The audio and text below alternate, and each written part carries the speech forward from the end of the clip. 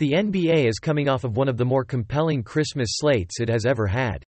There was good, Denver and Phoenix's overtime thriller, bad, Austin Reeves playing center, and just plain ominous, the first hints of James Harden's dissatisfaction in Philadelphia.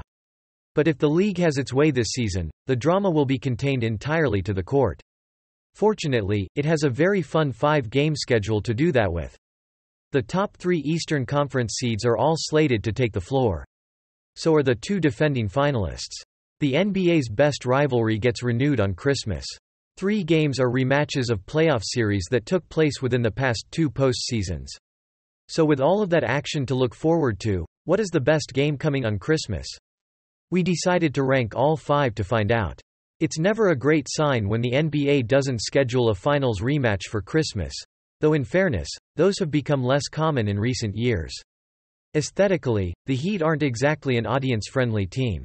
They're a roughly league average offense that ranks near the bottom in pace and doesn't have a single player that ranks in the top 25 in the NBA in points per game. The Sixers might check more statistical boxes, and they're a much better watch with Tyrese Maxey absorbing so many of James Harden's possessions, but there is still a ton of slow post-ups and foul baiting here. Joel Embiid grinds games to a halt. Individually, these aren't especially entertaining teams to watch. They're a bit better together, though, given the history involved. Philadelphia famously signed and traded Jimmy Butler to Miami in the summer of 2019, and he spent the past 4 years making them regret it. The hope that we might get another Tobias Harris over me incident out of Butler is enough to make this a must-watch game. Butler gets up for Sixers games. Embiid gets up for Butler games. These teams have played twice so far this season, and will play a third on Saturday. Jalen Brunson scored 45 points in the first game as New York nearly overcame a 14-point deficit in their first in-season tournament game. Milwaukee made 23 three-pointers in the second matchup, this time in the in-season tournament quarterfinal that sent the Bucks to Vegas. Needless to say, defense has been largely optional when these teams have met this season. That will be especially true on Christmas, when the Bucks and Knicks play again, because of the absence of Mitchell Robinson, who is out for the season following ankle surgery. New York's primary rim protector is an essential element of their game plan against Giannis Antetokounmpo at the rim. Isaiah Hartenstein can hold his own in his minutes, but the Bucks will get to the rim at will against Jericho Sims and Taj Gibson. Between New York's weak interior defense and Milwaukee's disastrous perimeter, we should expect great individual performances out of both Brunson and Antetokounmpo. Bradley Beal is going to miss this game. Kyrie Irving likely will as well. Most games would immediately fall to the bottom of this or any other list without 2 players of their caliber. But for the Suns and Mavericks? Their absence is barely even a blip in what should be an incredibly explosive game. After all, Luka Doncic, Kevin Durant and Devin Booker should create plenty of fireworks. Dallas has the NBA's number 5 ranked offense and number 23 defense. The Suns are a bit closer to league average on both ends, but with Durant and Booker on the floor, they're scoring a staggering 126 points per 100 possessions. This is going to be a shootout, and if Phoenix takes any sort of significant lead, their recent history suggests you shouldn't turn off the game. The Suns have the second lowest fourth-quarter net rating in the NBA at -14. They just blew a 14-point, second-half lead to Portland on Tuesday, a story that has become far too frequent this season. Stephen Curry and Nikola Jokic might be the 2 most fun players to watch in the NBA, and both teams are currently ill-equipped to defend them. Draymond Green is among the best Jokic defenders in the NBA, but he's serving an indefinite suspension.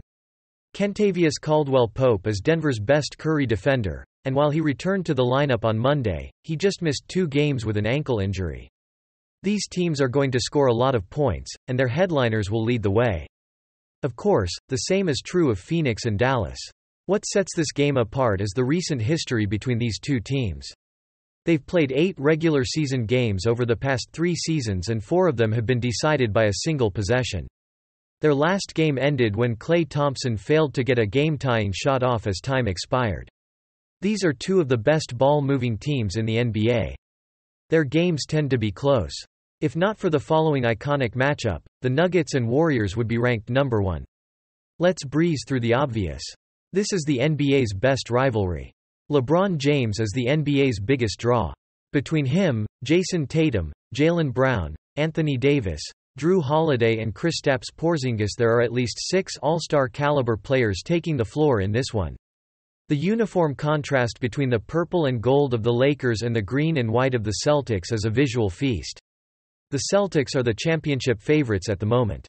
The Lakers are the in-season tournament champions, the rare accolade Boston can't claim.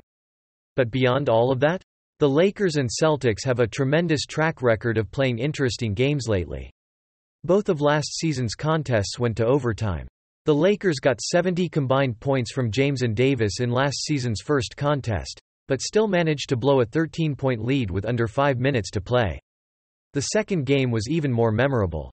James was fouled on what would have been a game-winning layup at the end of regulation, but the referees didn't call it. Patrick Beverley was so mad that he somehow got his hands on a camera and shoved it in the face of official Eric Lewis.